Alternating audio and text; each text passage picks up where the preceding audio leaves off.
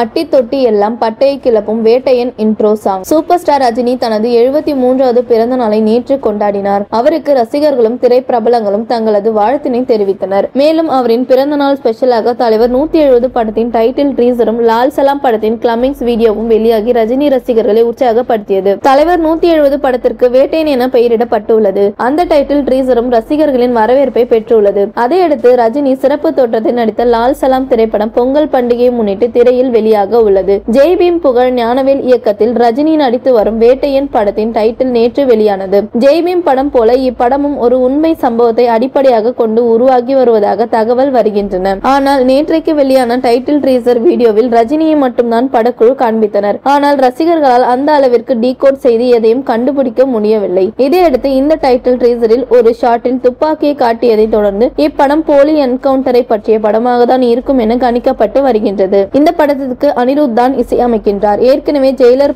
பாடல்கள் சம ஹிட் அடித்த நிலையில் இந்த படத்திற்கும் சம மாசான பாடல்களை உருவாக்கி வருகின்றாராம். அனிருத் தான் இந்த படத்தின் இன்ட்ரோ பாடலை பாடி உள்ளதாகவும் சம மாசாக உருவாகி உள்ளதாகவும் பொங்கல் ஸ்பெஷலாக வெளியிட வாய்ப்பு இருப்பதாக சொல்லப்படுகிறது.